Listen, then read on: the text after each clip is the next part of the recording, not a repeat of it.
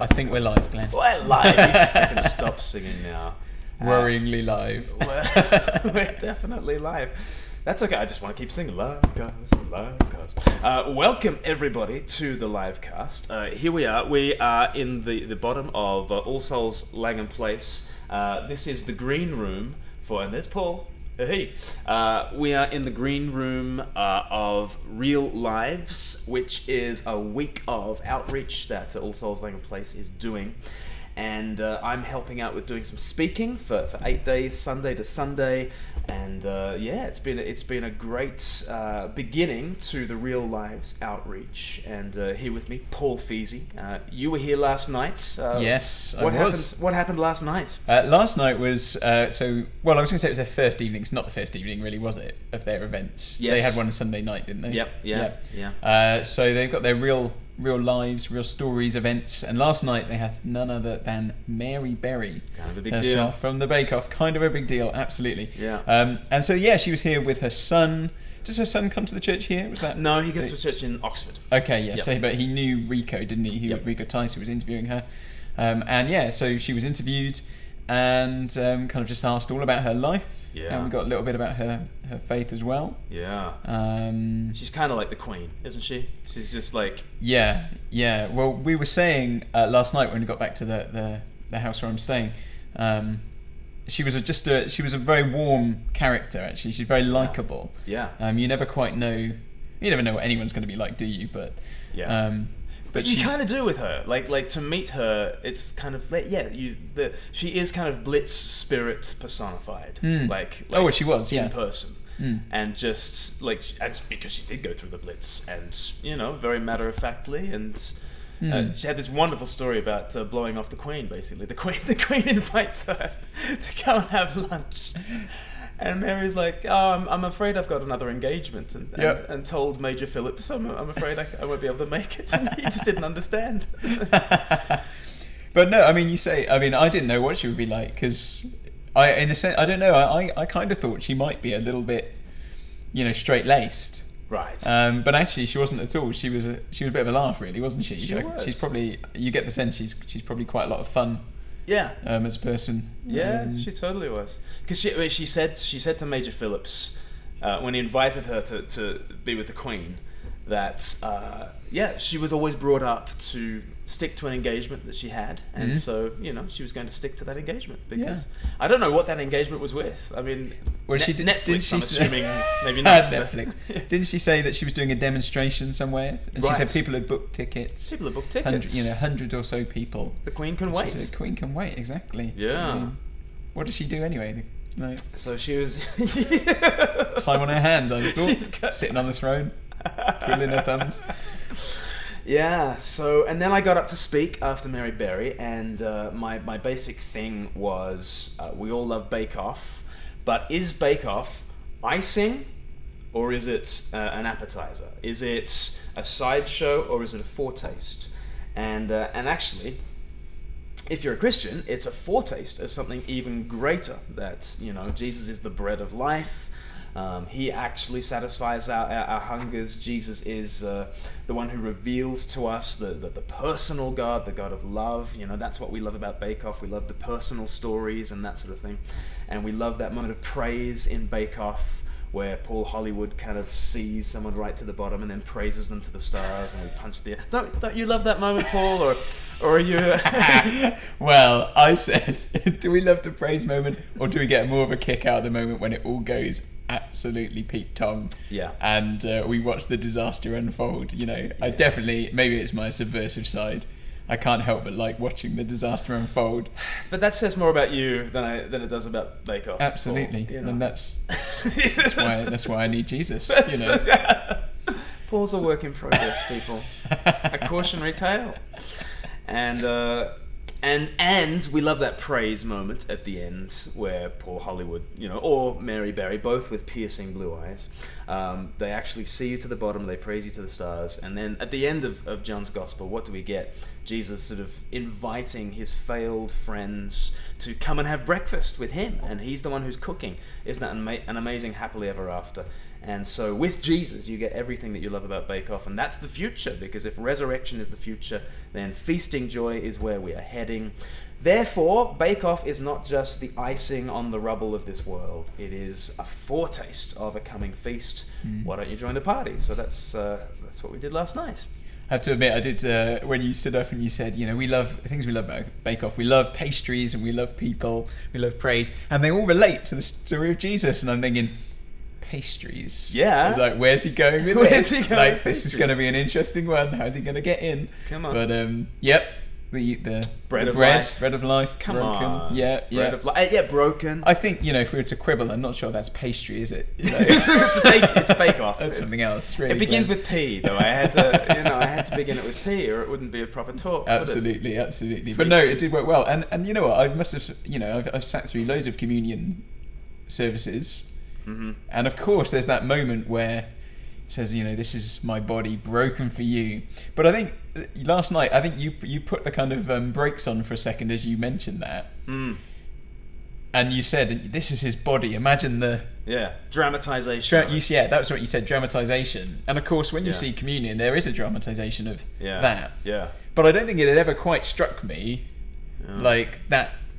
Right. The real visual. How violent it is. It was there of him going like, "This is my body." Everybody, Here, look. you got it. You got Here that. it You got is. that. Body. Like, Whoa! Because you don't really get that in the. Yeah. I mean, in the communion service, it is acted out, but it's not as quite as dramatic as probably it was when Jesus stood up and said that. And I don't think I quite grasped it before. And I was like, you know, actually, it might be.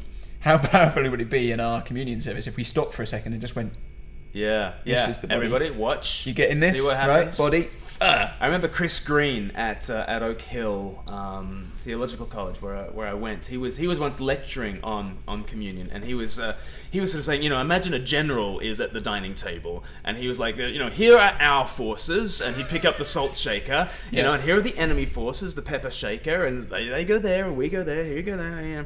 And then it's like that. Jesus gets up, and he's like, okay, this is my body, everybody, okay. Yeah.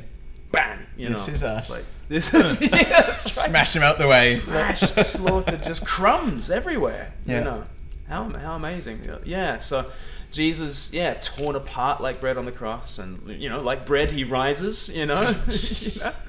So that's why the puns had to stop. You know, had to stop at that point. You know, no more. Yeah.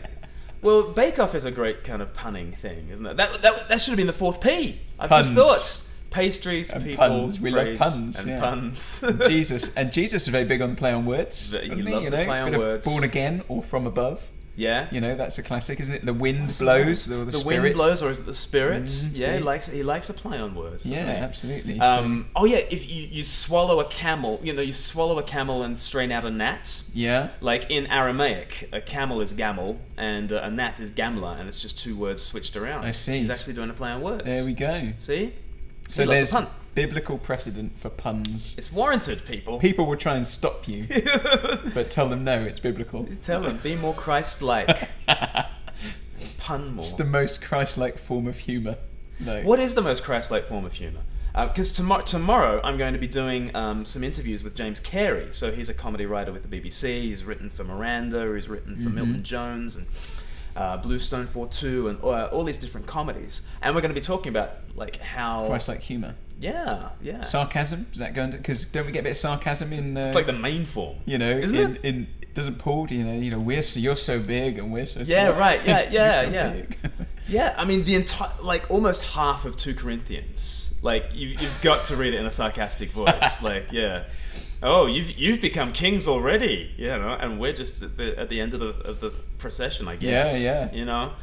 It's entirely sarcastic. So sarcasm and puns are the most biblical. They say it's the lowest form of wit. They say but it's not beneath the Lord. No. Right? Job. Not. Job. He shows up to Job, and everyone's expecting him to say, "There, Job. Have a nice sit down. I'll make you a cup of tea. Put your feet up."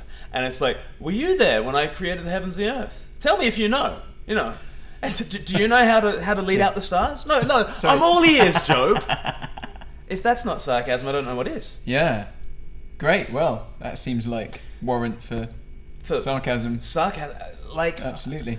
And ridiculing things that need ridiculing. So Elijah, Elijah with the prophets of Baal, Maybe 1 Kings 18. Maybe your God's gone to the toilet. Maybe your God's gone to the toilet. Maybe he's fallen asleep, guys. Maybe you should rouse him. Right? Like, totally ridiculing things that are ridiculous is a thoroughly godly thing to do. You know, I guess that's where I've never thought about it. I guess that's where it comes from. Is it? Ridicule. Yeah, ridiculous. Yeah, it's worthy of ridicule. There are some things that are worthy of ridicule. Sin is worthy of ridicule. You know, those who mock the Lord are worthy of mockery themselves. And you know, Psalm 2, the one enthroned in heaven laughs. He mocks at all the proud. You know? So there you go. So stay tuned for some more stuff on biblical comedy and humor. Because James and I are gonna. He's obviously done a lot of thinking about this as a Christian who works in comedy. And we're going to release a whole bunch of stuff about Easter as the great comedy. Because classically a comedy is shaped like a smiley face. You go down into the depths and you rise up on high. A tragedy is shaped like a frown. You climb up and you tumble down. Life without Jesus is a tragedy. Life with Jesus is a comedy. And that's why, like, traditionally throughout history, we've had these risus paschalis, okay, to use the Latin, which I'm sure Paul is now going to translate. Risus, type of monkey, isn't it? That's right. Monkey. And paschalis. Yeah, it's a kind of wasn't sweet, I believe. He was a comedian. Yes, that's right. Pasqualis? Monkey comedian. Yeah, monkey comedian Joe Pasqualis. Yeah, so it means holy laughter. Oh, no, it means Easter laughter, paschalis, for Pascha. So that was my next guess. Yeah, good. Benefits of a classical education. Yeah, Easter laughter has been this thing, especially in the Orthodox circles, Greek Orthodox, Russian Orthodox. You get kids up to tell jokes on Easter Sunday because it's the great gag that you've pulled over the devil. He thought he won, and actually, you know, he's hoisted on his own petard. You know, the very thing that he thought would bring him victory is actually his downfall. Ha! You know, which again is ridicule. In your face. Where, O death is your victory. Where, O grave, is your sting. You know? It's totally... Yeah. So we could have a few jokes at the Easter services then, is what you're saying. Yeah. Yeah, I mean, and, you know, in Orthodox circles, it's like, you know, the preacher gets up and tells a joke to introduce his sermon, you know, which is like every evangelical sermon. Unfortunately. Unfortunately. It's every lame gag that, you know, evangelical preachers are always, you know, like me, making. But anyway, so that's just talking about pastries, this guy. Joker. So, yes, please pray for us at All Souls while we do this Real Lives outreach. Tonight, we've got Tim Farron, erstwhile leader of the Liberal Democrats. Yep. And he'll be interviewed for about 40 minutes. I imagine that the interviewer will just ask him the same question 17 times. I imagine it'll be like that. Maybe. We'll let you know if we get an answer. I'm really looking forward to meeting Tim Farron. I think he's always come across as a guy of great integrity, and he's a guy of deep Christian conviction, and because he's a Christian, he's a liberal. You know, i.e., he wants to stand up for the little guy, and he wants to, you know, allow a space of liberty in society for people to have minority views. And what's fascinating is that now it's Christians that are very much holding the minority views, and the way in which he has been silenced at times has proven very illiberal. Often in the name of liberalism, he has been silenced. Or do you think that's because liberalism has become something? So it was about liberty, right? But now that is now liberalism itself is a separate entity to that. And actually, there's a lot of liberals, right, who are actually not that keen on liberty. Because actually they don't want people to say things the they wrong disagree thing. with. Say the bad thing. You can't say the bad thing on Facebook, and everyone knows that on Facebook. Like you self-censor yourself, or you probably should, Paul. Censor yourself, and not simply say the first thing that comes into your mind, because if you say the wrong thing, it just comes back to haunt you, and people absolutely, which is very illiberal. You know, there are so many things you cannot say now. Well, we talked earlier about just next to All Souls is BBC. Yep. Or I don't know what part of the BBC it is, but a BBC building. They've got a statue of George Orwell outside, which I think is quite new. And there's a quote there that says, "True liberty is the right to say things that people won't like." Yeah, exactly. That people think are wrong. Right. Which we thought was slightly ironic anyway. It's a word given for its our placement at the BBC, but yeah, it is a word for our time. Yeah, but actually, a lot of people don't think liberty is the right to say things that even other people might think are wrong. Yeah, you're only allowed to say the right thing. Yeah, which is a very narrow thing defined by some group somewhere. And yeah, who's in charge? It's just a power play, It's just a power play, which is thoroughly illiberal. And as soon as speech starts to be thought of as violence, it's a microaggression for somebody to say the wrong thing. Yeah. Because it raises my cortisol levels in exactly the same way as if you'd struck me. So let's just treat your words as though it's an act of physical violence. And at that stage, I can put you in prison for assault for saying things, and all in the name of liberty. Wow. Yeah. All praise liberty. Liberty. Enjoy your freedom. Enjoy your freedom from behind the bars. Yeah. So Tim Farron tonight, that'll be fascinating. I'm going to be speaking from John chapter 8, and the truth will set you free, which means that we're all liars and slaves. And that's the message people don't want to hear. There you go. Even things people might not want to hear, but you can use your liberty. I'm going to exhibit and exercise my liberty. Yep, absolutely. To speak the truth, baby. So yeah, pray for us at All Souls, and pray for people to hear the truth and be set free by Jesus. That would be great. So that's what's new at Speak Life. What's news in the world? I mean, Snowmageddon. That's obviously... Yeah. Although, I mean, I kind of feel like Snowmageddon's gone now. Oh, it totally is gone. Because we had the whole snow thing. So, you probably saw if you were on the Speak Life page that we didn't do our live cast last week because I couldn't get to work. You were in the Sussex Alps. Oh, it's snowy up there. It's the highest inland town in Sussex. One of the UK's Marilyns. Marilyns? Yeah. Just a big hill or something. Is that right? Yeah, I don't know. Okay. Look it up, Wikipedia. Or a little hill. A little hill. It's a little hill. A Marilyn. A Marilyn. Because a Glen is a little valley. Yeah. So I'm the opposite of a Marilyn. I thought you were going to go then, and a valley is much like a smile, and go straight back in. And I've got a book out about frowns, smiles, comedy. Have I mentioned the book?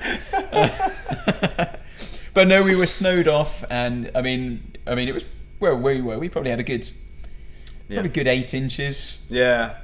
Which anyone from like Canada or Scandinavia is just laughing their heads off now. But yeah. But I mean, the interesting is the thing is we've had all that snow, but now where I live, we've got no water. Ironically, so since Saturday we've had no water. Yeah. Can't it's flushing the toilet with water butts and. Is that right? Yeah. I don't even know what a butt is. I don't know what a Marilyn is. I don't know. What a water butt is? It collects the water from the bucket. From the the guttering. Right. The water goes into the guttering and it runs down and collects in a water butt. You can use it to water your garden. Really? Rainwater, Never seen this before. You've never seen a water?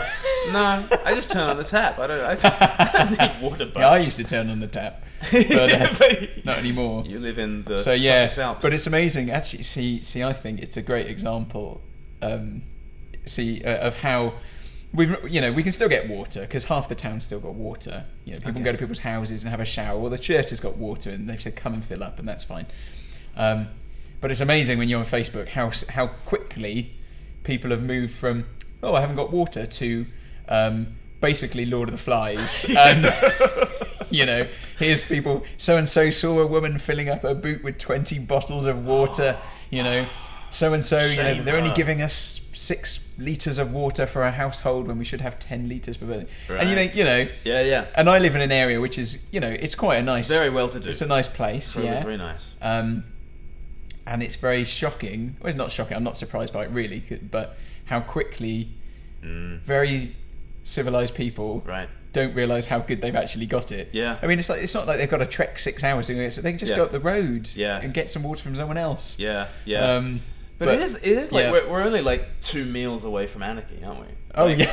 Yeah, it is a bit like that. Yeah. It's just, any society, no matter how stable you think it is. And I mean, one guy had posted, because lots of people on the different groups for Crowborough are saying, come to my house, get some water, or, you know, check on neighbours, and that was great. And someone had posted a picture up of someone on one of the selling groups who was selling bottles of water, 2 litres bottle of water, £5, or then £10. Okay. And they're just like, this is humanity. Yeah. This is what it has become. Yeah, you know, and so I always think they're going to be great sermon illustrations down the road. You know, this is the low anthropology right here. We see what humanity's really like. And not even if when you don't want to pay £5, you don't have to pay £5, Paul. You know, it's free country. Supply and demand. It's a free country. Capitalism. Yeah, literally trickle down economics. Literally into your water butt. Man, yep. Yeah. But so Snowmageddon, that's in the news. That's been and gone. Yep. Another thing that we wanted to talk about it last week, but Snowmageddon put pay to that. But Black Panther is out, and it's causing a real ruckus. I mean, people are loving the film, like generally. And I got in contact with Layo Obembe, who's a friend on Twitter, and actually I've been wanting to get her on the show for a little while now, and Black Panther seemed like the great opportunity to do that, because she loves the film, grew up in Nigeria, and she resonates with so much of that story.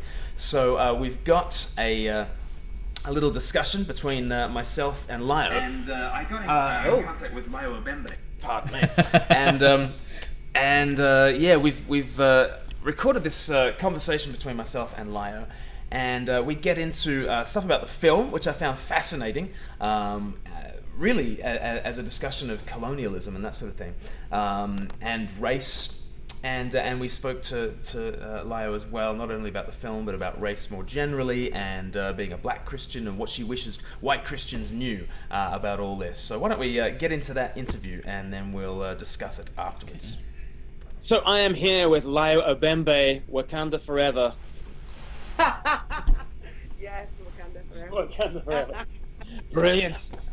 You have seen the latest Marvel film, Black Panther. What are your first impressions? Yeah, I loved it. I absolutely. Yeah, I love Black Panther. I'm a Marvel fan already. I love action movies. So yeah, it was brilliant.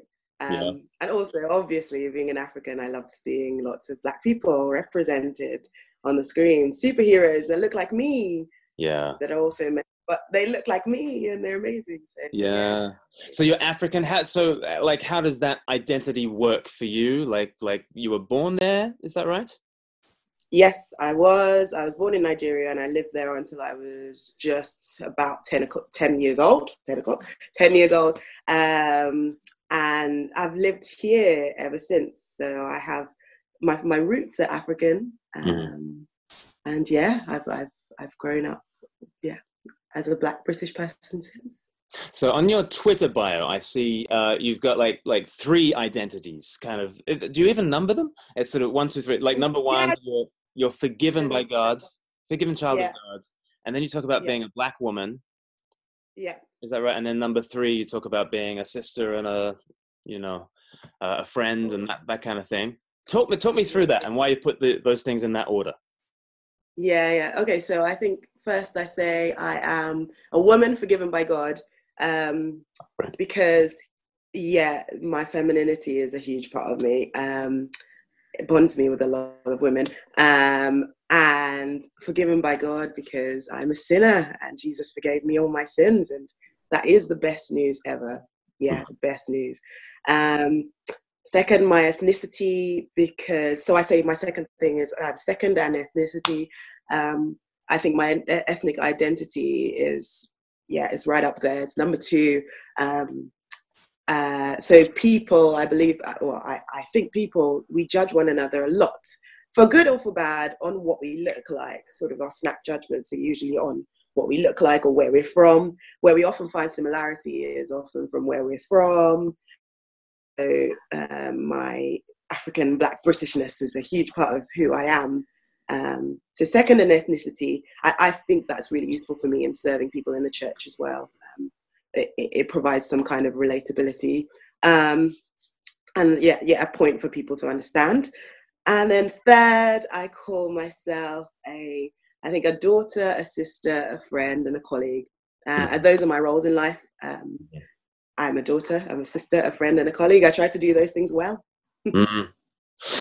So as you watched Black Panther, like a big part of you is thinking, well, I am a Black woman watching the experience of other Black people, and you're feeling a connection there that, I guess, I mean, transcends nation, because, you know, I guess the Black experience of a Haitian versus the Black experience of an East African versus the Black experience of a West African versus the Black experience of a North African versus the experience of someone in East London, it's going to be quite different. And yet you feel there's some kind of commonality. How would you put your finger on the commonality? We know what it is to go through pain. No matter how wealthy we are, we know what it is to have people make snap judgments of us. There's also a joy and an optimism that a lot of Black people have. Yes, there are quite a few shared experiences of pain, of optimism. So yeah, the Black experience, even no matter where you're from, I believe actually, yeah, it does tie a lot of people. It seems to be, you know, it seems to be around the world. This common experience of people watching Wakanda, and you know, it's this mythological place, but it also seems to really speak to real places in all sorts of diverse places. Describe Wakanda to us for those who haven't seen it. We'll try and give a little bit of a shape to the film without giving some spoilers. But what is Wakanda? Tell us. So Wakanda is hidden in plain sight. I think I can say that. It's hidden in plain sight. So it's a nation that has not been colonized. It's not gone through all the ravages that the rest of Africa has, because it's just this amazingly technologically advanced country. It has access to a particular thing that just makes it vibranium itself. And it's, yes, you know, you're in you're in a Marvel film when it's vibranium. Exactly, it has access to vibranium, so it's able to protect itself. So Wakanda keeps a lot of African culture. So a lot of the things that you see, a lot of the dress and a lot of the sort of mannerism that you'll see is, and accent is very African. Sort of, it's rooted in real Africa. So it keeps a lot of Africa. But it's also technologically advanced, full of vibrant people. It's kind of like a utopia, isn't it? It's like a perfect world. And it kind of goes through these three stages. I think there's sort of there's the initial stage of Wakanda is isolationist, and people don't want to let others in, and they certainly don't want to let the cat out of the bag and let the secret out for the rest of the world, because they've got a good thing going on. So there's that kind of isolationist phase.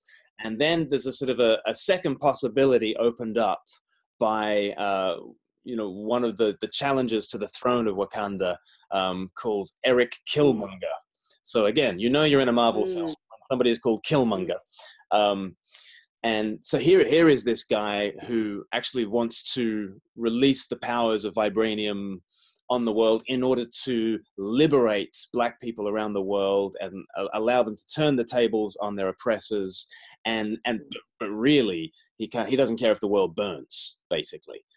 He wants to unleash power in retaliation for some horrible things that have happened to him by the people of Wakanda. So there's that sort of model of how Wakanda should sit in the world, which is kind of the domination model, not the isolationist, but the domination model. And then I guess by the end of the film, there's this hopeful third way that Wakanda can share its culture with others and be a blessing to the nations. And I actually found it quite hopeful and quite a story really of how you don't need to just export power. If you've got a dominant culture, you don't need to export power to the rest of the world. And there's a word for the West, and there's the word for colonialism. You don't have to export power, but there is a blessing that you can be for others in the end. And although the film is not a Christian film, I think it does open the door for saying, actually, isn't there a possibility for us to go to the ends of the earth? And we don't share the same culture as everybody else, but we have something of positive value to offer to the world, and a blessing to offer to the nations. What was resonating with you as you were watching? I think I especially really like the fact that the characters in Wakanda were quite complex as well. So, like you said, Killmonger is this guy who just wants to export power to the whole world, but actually Killmonger had been through some difficult things in his life. Try and avoid spoilers. He'd been through some difficult things in his life, and he was very relatable. Like, I could relate to Killmonger with some of the experiences that he'd had. So yeah, he even though he's the baddie, he's a very relatable baddie. And I think Killmonger is also just a warning to, he's kind of a warning to us as a Christian. So Killmonger is ruined by his choices and by the way he allows the racism and the oppression and the abandonment of the world to kind of to create, well, chips on his shoulder. Literally, you'll see it if you watch the film. Literal chips on his He's shoulder. very broad shoulders. Yes. Yeah. So he allows the evil of the world to really ruin him. Whereas as a Christian, my Bible tells me, you know, the offer of sacrifice I am meant to give is to God, for in view of the mercy that God has given to me. The offer of sacrifice I'm to bring is living a certain way. So praying for those who persecute me, loving those who hate me. Yeah. I mean, it just reminded me of the Martin Luther King, you know, I mean, the most famous thing he's probably ever said is, you know, it's not hate. Darkness cannot drive out darkness, only light can do that. Hate cannot drive out hate, only love can do that. And really what you see with Killmonger is just darkness, hate. And thankfully within the film, you get this third way, this other option, which is not exactly the gospel, but it's pointing the way to the gospel, I think. So what do you wish, especially white Christians, would know about the Black experience of being a Christian? What do you wish white Christians knew? So Black people, I wouldn't just say Africans, genuine and increased, an extra sort of, we're not a secularist. We have a heightened sense of spiritual things, if I'm going to really generalize.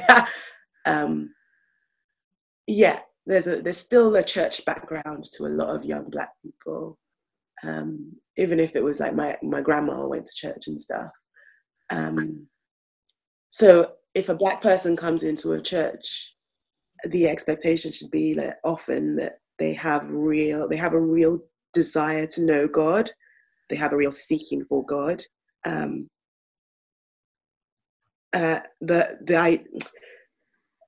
think getting people who show this, who demonstrate this enthusiasm, who are coming into church regularly, week after week.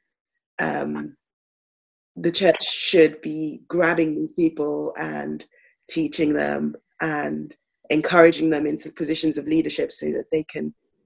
Sadly, I think one of the problems with Black culture, even with our real enthusiasm for God, is that a lot of the truth has been, I mean, we've got liberalism in the white sort of Western world, but you've got a lot of prosperity gospel and a lot of lies that have been fed to us, usually by the West, usually by the US, but that is pervasive in a lot of cultures.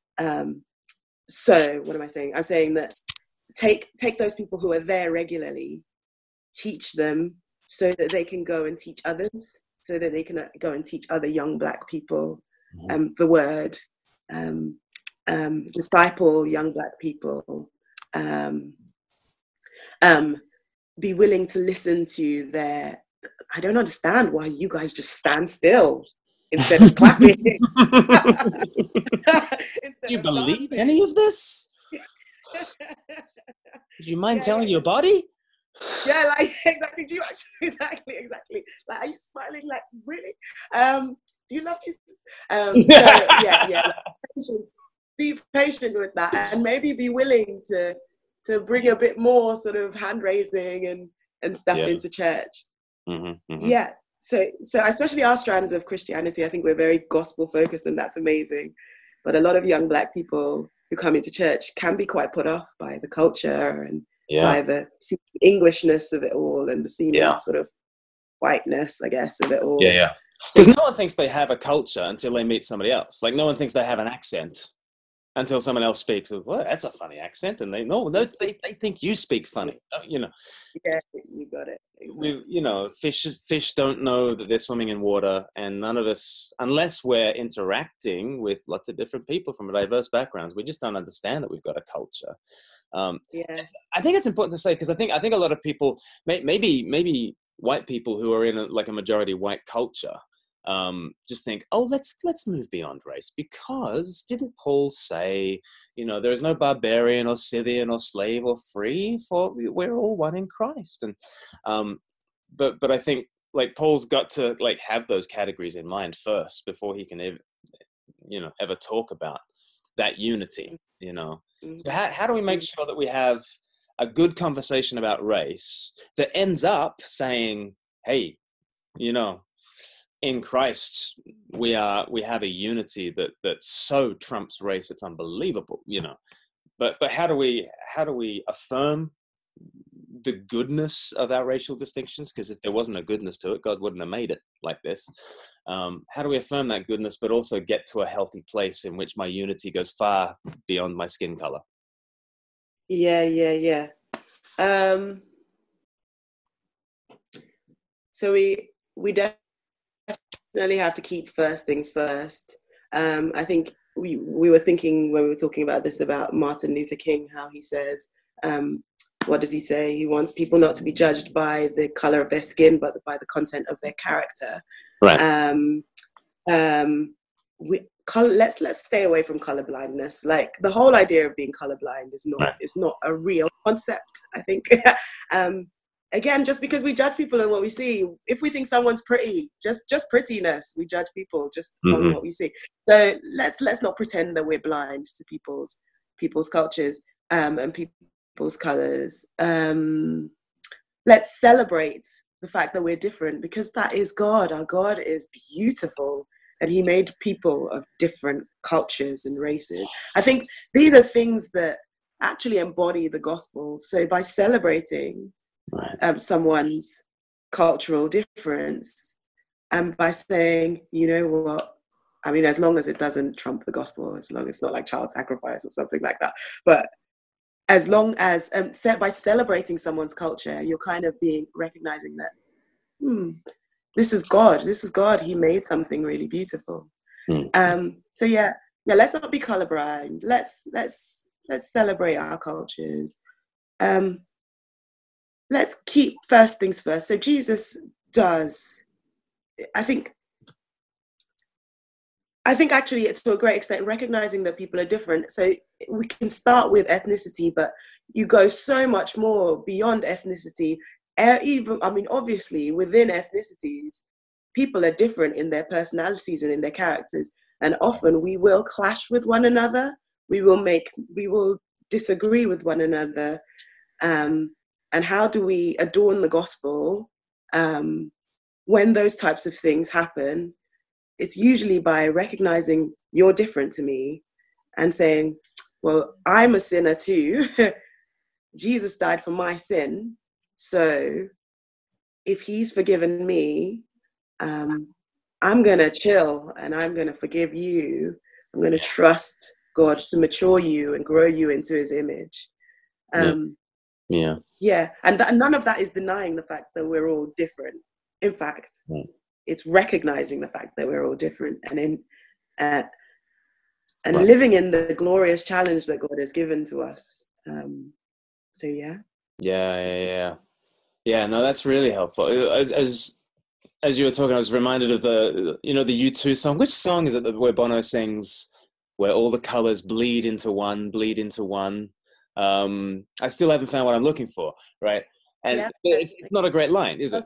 Like Yeah, the great hope is not all that all the colors bleed into one. You know, the great hope is that every tribe, nation, people, and tongue is still there as different tribes, nations, peoples, and tongues. yes. You know, it's not a melting pot, it's a fruit salad or whatever. You know, it's not, we don't bleed into one, but actually the concrete, particular, you know, cultural differences that we have are to be celebrated and part of God's technicolor kind of design for the world. But like you say, as we keep first things first, then we have, you know, we have a unity that, you know, water is thicker than blood, right? The water of baptism is, at the end of the day, thicker than the blood of race. But man, there's so much work to do in this.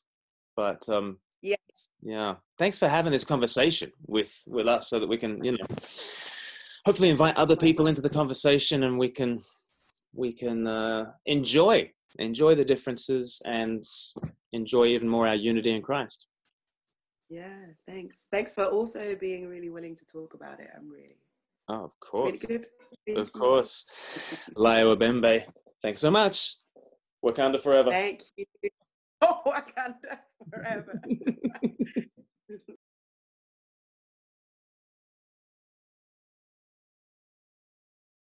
Oh, are we on now? Yeah, so that was my conversation with Layo Abembe, and yeah, I really enjoyed talking to her about all sorts of things, including about Black Panther, because what I loved about the film Black Panther is this kind of question about how should one culture sit in relationship to another culture. And what you've got in the film is Wakanda is this isolationist culture that is very advanced, and then you've got two kind of competing ideas about how Wakanda should relate, if it's going to relate to the rest of the world. And Eric Killmonger says it should export its power so that black people can rise up against their oppressors, and who cares if the world burns. Or there's this other option for actually, can they export something that is a blessing to the nations? And that's kind of where the film goes, and so it sort of opens up this possibility, and I just find that that's a really helpful way of thinking about things, especially when in evangelism. I go to universities, especially this comes up in universities, and I'll talk about I might mention that, you know, Christianity has built the West. And I might say, you know, there are all these things that Christianity's brought to the world in terms of education and hospitals and the modern scientific method and all these things that have helped us. And then the comeback is always, yeah, but what about conquistadors? What about the ways that the West has exported violence to the rest of the world and subjugated places and that sort of thing? And I guess we need to have a conversation about what do we do with cultural differences. Do we remain isolationist, and should the West have just kept its brand of Christianity to itself and allowed, you know, Chinese Christianity to flourish in its own way, and Indian Christianity and African Christianity to flourish in its own way? Or is there some way of going into a different culture and actually actually blessing it? And I think that the film opens up that possibility and says, you know what, it doesn't have to be a domination thing. It doesn't have to be a killmonger thing. You know, it could be a blessing kind of thing. Now, Paul, you were with me in Glasgow, and I mean that issue of colonialism sort of came up quite a bit. Did you sort of you don't remember? I think you said it came up at St Andrews. Right. Yeah. Like more than anything. I don't specifically remember. Maybe someone asked you in person. I don't think it came up. From the front, particularly that one. But I remember you mentioned it about St Andrews, and I was quite surprised actually, because I wouldn't say I've come. I hear a lot of people, you know, will say, "Oh, but what about the terrible things, you know, Christians have done?" Mm-hmm. But never really reference explicitly like colonialism. More just, you know, crusades, that kind of thing. And which is a form of colonialism, but you know, different powers advancing themselves by the sword, you know. And so that's that big question, you know, should we advance by the sword? Killmonger says yes, Jesus says no, and computer says no. Computer says no.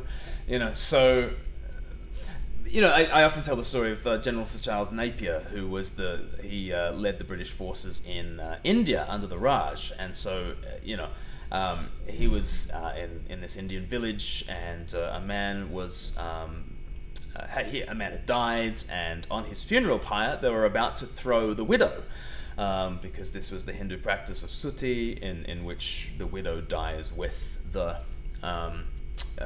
husband and is burnt alive. And the elders of the community came to Napier and they said, well, we have a national custom, and our national custom is that the widow dies with the husband. And Napier said, we've got a national custom, and our national custom is if you burn people alive, we hang you.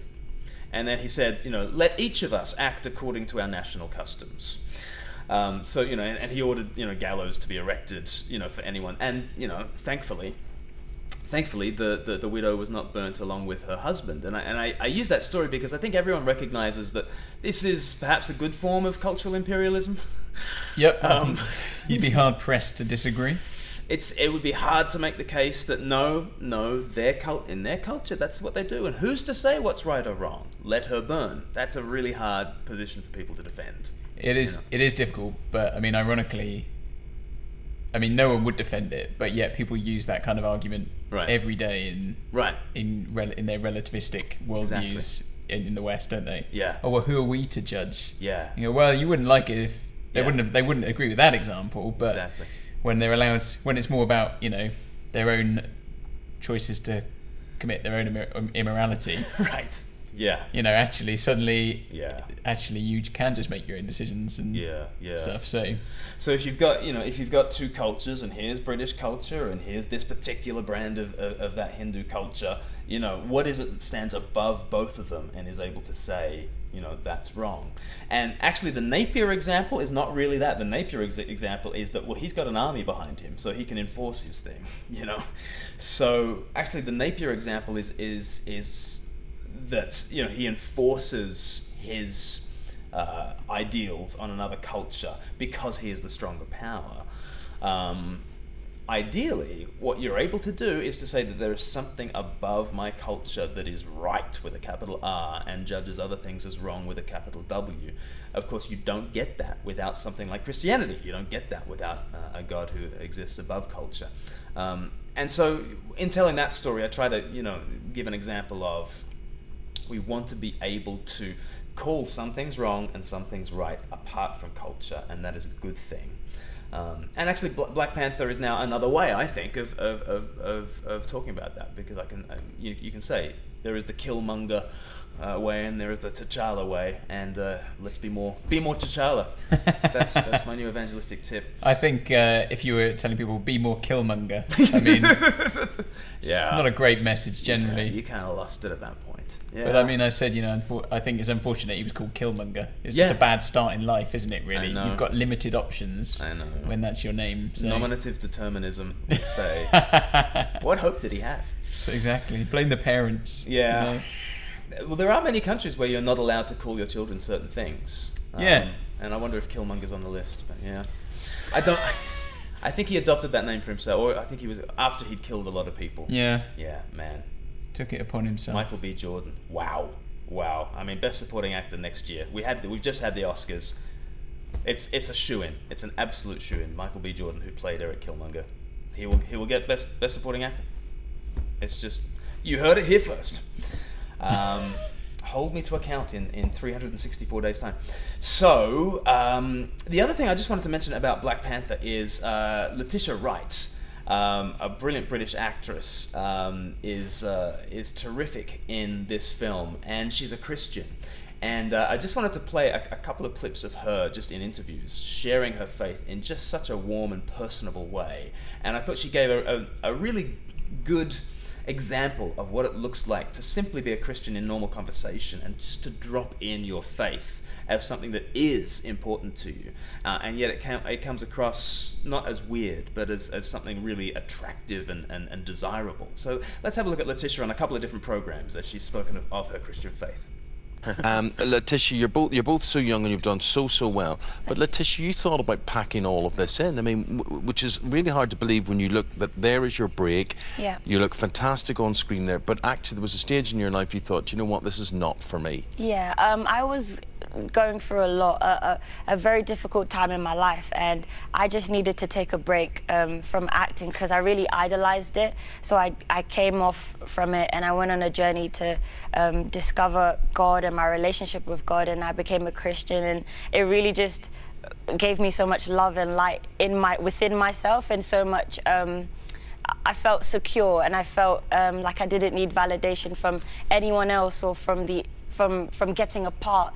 My happiness wasn't dependent on that. It was dependent on my relationship with God. Because as an actress, you are judged. Yes, you are. All the time, yes. by producers, yes, by social media. And did that help, critics. that break? Have you come back to acting thinking, I love my work, I love my job, but it doesn't define me completely? Exactly, and I'm centered in who I am, and I'm really grateful. I'm not perfect, especially as a Christian, you're not perfect, you know, but you're walking every day and trying to just stay connected, and yeah, it's helped me a lot, so I'm really grateful. And what about you? I was praying before I came out to LA to screen test, and I felt really strongly in my spirit, like this thing about love and light kept popping up, like those two words, and then Ryan kind of confirmed it. He's like, hey, she's real positive, you know, she's like the light, and I was like, oh my God, there's been, you know, I've been praying about this, and then that happened, but working with them, man, it was a dream come true. I am not joking. The performance that she, she just jumps off the screen. I'm not a perfect person, you know. God is still working on me, but if you can find inspiration in my work, then cool. Okay, that makes me love you even more by just saying what you did. You just stop it. Stop it, what you did. But thank you. Blessings. We'll see each other again. And Black. So that's Letitia Wright. Adorable, isn't she? She's just brilliant, and just so natural. Just so, you know. Yeah, and good to just, you know, we live in a world, don't we, a society where we very much do define ourselves by various things, what we do, get our validation from, you know, our work or our grades or whatever it might be, or our looks. And so actually it's quite refreshing to hear her come out and say, you know, she realised that her acting was an idol. Right. And kind of to step away from that and then be able to find validation somewhere else and still be able to come back to that. But with a completely different outlook on it. It's just good to hear that, really, isn't it? So all sorts of things, like mentioning about idolatry, and then sense of identity and sense of security, and then just mentioning prayer, just mentioning that I was praying about stuff, and then just the way she handled praise, and the way she, you know, said, you know, I'm still a work in progress and God is still working on me. And I just thought, like, all those things are like profoundly Christian things, but profoundly human things, and they came across really, really naturally from her. And I just think we can learn from that, you know, not only if we're, you know, on the couch at this morning, but just in general conversation, you know, you know, idolatry, what have we placed, you know, in the place of God's, you know, my sense of identity and security, just dropping in that I've been praying for X, Y, and Z, and dropping in just our vulnerability about, well, I know my weaknesses and I'm a work in progress and God is working on me. So all really helpful things, I think, for our own personal testimony. Really. So finally, and we shouldn't go over an hour. I keep on saying we're going to do a short one this week, Paul. And yeah. Anyway, with the last 7 minutes, let's think about the Thorny Question that came out last week. It's our most recent Thorny Question on what do we do with our doubts. If you haven't seen the video, it's in the comments for this livecast at the moment. What do we do with our doubts? And Paul, the first thing that we should do with our doubts is expect them. Expect doubts. Yeah. And we talk a bit, don't we, about how I think often when we go through periods of doubt, it's easy to feel really negative, you know, about ourselves. You think, oh, I must be terrible that I would doubt this. You know, what must God think? And, you know, we condemn ourselves. And, you know, I think we just mentioned, don't we, near the beginning of the video, you know, oh, no, we mentioned near the end of the video, but we did talk when we were making the video about, you know, Thomas. Thomas is never condemned, you know, he's often the one held up, isn't he, as the example of doubting Thomas. He's the kind of go-to figure when people talk about doubt. But, you know, there's never a point in that story, or in that account there, where Thomas is condemned. No. And we mentioned, don't we, near the end, that what does Jesus say to him? He says, peace. Right. Yeah. Which, you know, again, we say, don't we, that here's Thomas who doubts. Here's Thomas who doubts God. You know, he's doubting the Old Testament, the prophecies. He's doubting. He's doubting his friends. Yeah, he's doubting Christ's own promises of Jesus' resurrection. promises. You know, I think we say he's someone who basically doubts pretty much the whole Bible. The whole Bible. Which you would think is going to be pretty damnable. Yeah, but yet what do you get? You get peace. That is the message that comes across. Yeah, and he's not condemned. Yeah, so we should all expect doubts in any relationship. You have faith mixed in with doubt. You know, you trust your friend, but also there's question marks. You trust your spouse, there are question marks, and just being on the inside of the relationship doesn't end the questions, right? You know, as soon as I got married to my wife, there are all sorts of questions like, who raised you? What are you doing? Like, who lives like this? Why would you do that? Why would you do that? And you know, and she's got lots of questions for me. Don't you worry about that. Why would you think that I like lilies? Lilies? I mean, you know, so questions happen on the inside of the relationship. It doesn't, you know, just because you have doubts doesn't mean you should doubt the relationship. But then the second thing you should do with your doubts is doubt them. Because every doubt is expressed from a position of faith. If I'm doubting this, it's because I'm standing on that, right? So if I say, look, I can't believe in God because I can't see him, it means I'm standing on a firm belief, and that firm belief is that unless I can see something, it does not exist. So what should I do about my doubt? Maybe I should doubt more. Is it the case that unless I see something, it doesn't exist? Well, of course not. There's lots of things that I don't see that exist. You know, love and logic and, you know, goodness, truth, beauty, all these things I rely on a day-by-day basis, and I don't see them, and yet I believe them. So maybe I should doubt my beliefs more, you know, my foundational beliefs. And I think, you know, that's something we don't necessarily realise. We have some of those underlying assumptions. Right. I mean, it's often the case that we talk about in evangelism generally. Yeah. With anyone, you kind of want to say, well, hang on a second.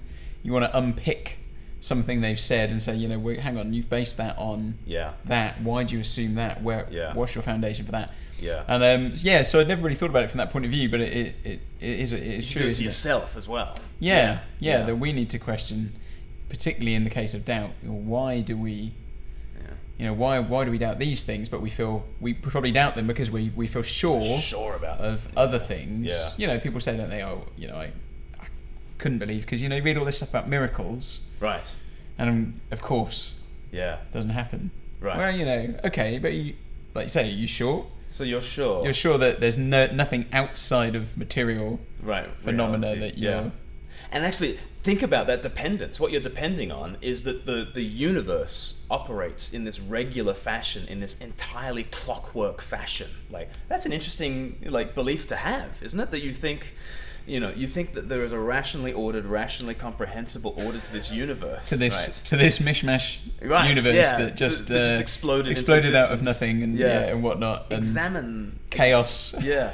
So you doubt the miracle, but you're really sure about a universe of order. Well, what right do you have? You know, G.K. Chesterton said that the entire order of things is more improbable than any miracle that could be said to violate it. Right? So look at where you're standing when you have that doubt. And, you know, some of the other doubts we mentioned is, you know, I don't trust the Bible because it conflicts with certain modern views, you know. Well, okay, what am I standing on? That my particular modern view in the 21st century West is infallible, right? And by that, I'm going to judge the Bible. Like, am I sure about that? Really? Yep. Maybe I should doubt more. All those sorts of things. So what do you do with your doubts? Doubt them. Doubt more. And then finally, what should I do with my doubts? Challenge them. And so we had the example of Thomas, you know. Jesus confronts him with this experience of himself, and we might want to be in the Thomas experience and have Jesus say, you know, check out my wounds and that sort of thing. But actually, Jesus goes on to say, you know, blessed are those who have not seen and yet believe, and John's Gospel says, these things are written so that you may believe. So put yourself in the way of... So we can have that. We can have that encounter with Jesus, you know, albeit in a slightly different way. Yes. And it's actually better that way. Like, because a lot of people say, oh, you know, if I had a Thomas, I'd believe. Well, no, you wouldn't. You'd believe for about a week. and then you'd need another Thomas experience, right? Yeah. You know, if Jesus walked in here and showed himself, I'd be on cloud 9 for maybe 10 days, you know. But then my mates would be like, you know, they do it with mirrors, man. Come on, like, be wise. Yeah. And within a fortnight, I'd need to see him again. And Yeah. then again, and then again, and then again. So he's actually given me, you know, even when he rises from the dead, he takes people to the scriptures. He does it in John's gospel. He does it in Luke's gospel with the couple on the road to Emmaus. You know, they don't recognize him through his resurrection appearance. They recognize him when he goes through the scriptures and when he breaks bread with them. And actually, that's what we can continue to do. You know, Sunday by Sunday, we meet together around God's word. We break bread together. And it's Jesus' way of meeting Jesus and of conquering those doubts. You know, he will encounter us through his word and through the sacraments in a way that is better than just having a one-off apparition. Yeah. So put yourself in the way of God's word, put yourself in the way of God's people, and, you know, take the bread and the wine, and actually you'll find that Jesus' way of meeting Jesus actually starts to confront your doubts. Yeah. Brilliant. Have we done an hour? We've done an hour, man. Yeah, this is another one of our short live casts there. Next time. Next time. You don't want to see the long ones. The outtakes. Anyway, thank you so much for being with us. This will be a podcast very soon, and we'll upload that and get it where you get your podcasts, and you can listen in. Do like and subscribe to this page, Speak Life, and you'll get all our content, including a whole bunch of Easter videos that are coming out, including our Thorny Questions videos, including our LIVEcast. We'll have a YouTube version of this video as well that will go up. Yeah, make some noise on social media. We don't like just talking to ourselves, and we do like talking to you, but we'd like to invite some other people into the conversation. Yeah. And we'll be back next week for another live cast. And Monday night you should have a new Thorny Questions video. So next week's going to be Is Faith the Enemy of Science? So if that's a kind of topic that has got you thinking, or maybe you've got friends who often raise those kind of objections, or you might find it useful, Monday evening, probably about 7 o'clock, that's normally the time they're going out. Next Monday you should be able to get that video, and we'll be chatting about it, not here, but back in Eastbourne next Tuesday. Weather permitting. Weather permitting. If I've not, died of dehydration because who knows? Not flushed Hurricanes, my toilets. Who knows what it's going to be? Yeah, just hope my water butt keeps filling up. That's all I can rely on. So until next week, keep your water butts filled. We'll see you next time. Bye-bye. Take care. Bye.